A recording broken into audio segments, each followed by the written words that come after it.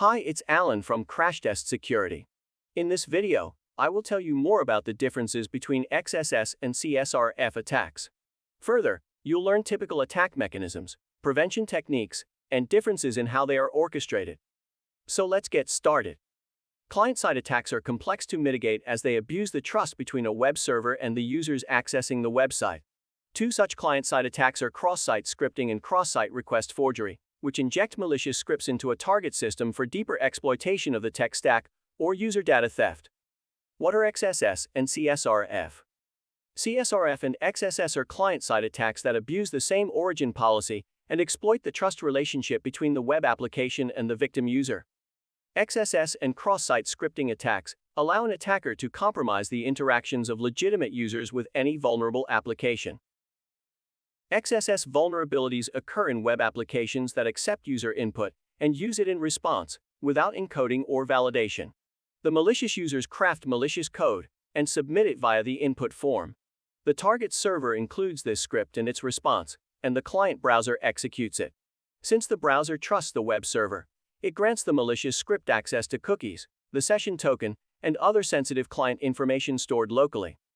XSS is a well-known attack vector, and the impacts of a successful attack typically vary for different scenarios, including disclosure of user files, malware, Trojan horse installation, exposure to online banking information, HTML DOM content modification, redirecting users to unknown websites. XSS attack types. XSS attacks are primarily categorized into three types. Stored XSS attacks, persistent XSS, type I XSS. In a stored XSS attack, the injected malicious code is permanently stored across different components of the vulnerable web application, such as the database, comment field, visitor log, message form, etc. Every time a client visits the infected website or initiates a request to the web server, the request executes the malicious script into the user's browser. Blind XSS. A hybrid form of XSS attack, where the attacker's script is stored in reflected users from the backend application. Reflected, non-persistent XSS. In reflected cross-site scripting, the malicious script is reflected off the web server, such as in a search result, an error message, or any other web server response that includes some user input. The script is delivered to the victim via an external route, such as a different website or email message. When the victim submits a form, browses the hacker's website, or clicks on a suspicious link, the malicious script is sent to the website and then reflected in the client's browser. DOM-based XSS. In DOM-based cross-site scripting, the malicious script is executed as a result of modifying the victim browser's document object model environment.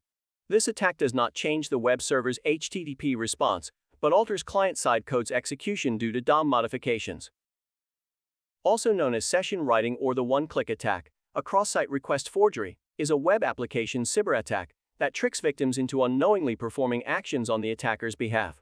CSRF attacks exploit a security flaw in web applications that cannot differentiate between a bad and legitimate request within an authenticated user session.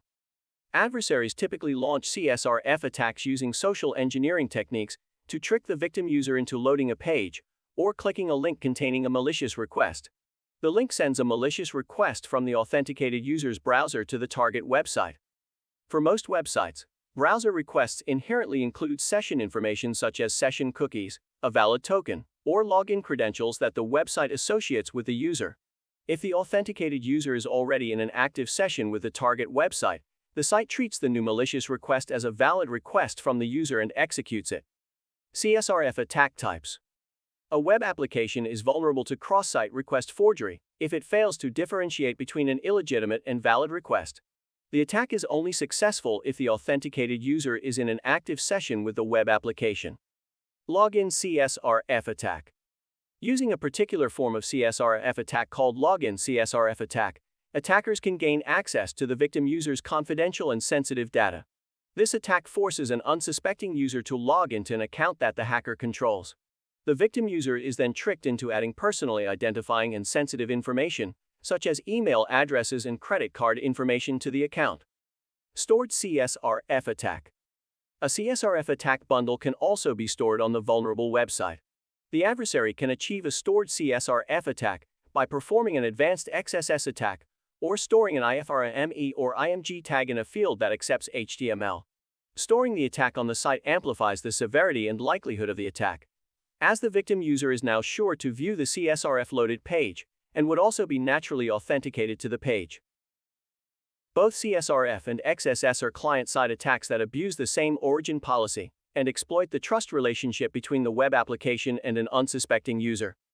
There are, however, a few fundamental differences between XSS and CSRF attacks, including XSS attacks follow a two-way attack pattern, which allows the attacker to execute a malicious script, access the response, and send follow-up sensitive data to a destination of the attacker's choice.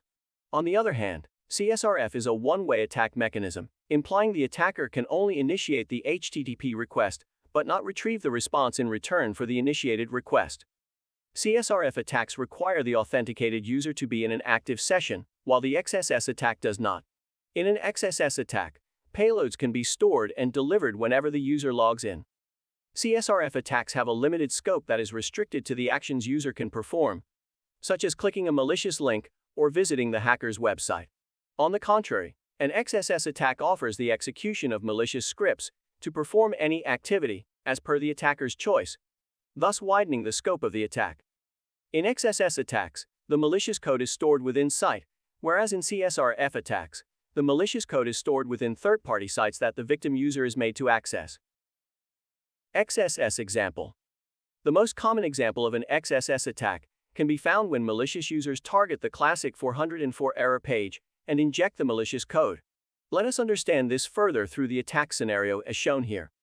Assuming the 404 error page that informs the user about the missing non-existing page runs on code similar to the example shown in the video. When the user clicks a non-existent web page located like it's shown in the video, below response is returned like the code 3 shown in the video. An attacker can manipulate this error page to include malicious code, such as picture 4 from the video. As a result, the HTTP response returned now is the exact error page with the malicious JavaScript code. Once the attacker has successfully injected malicious content, the user browser executes the injected script, granting the attacker unintended access to session information. CSRF example. Attackers use various vulnerable HTTP methods such as GET, PUT, delete and post requests to perform CSRF attacks. An attacker may also orchestrate the exploit URL as an ordinary link and utilize these HTTP methods to transfer parameter values and execute malicious actions. The below example demonstrates a typical CSRF exploit delivered using the getHTTP method.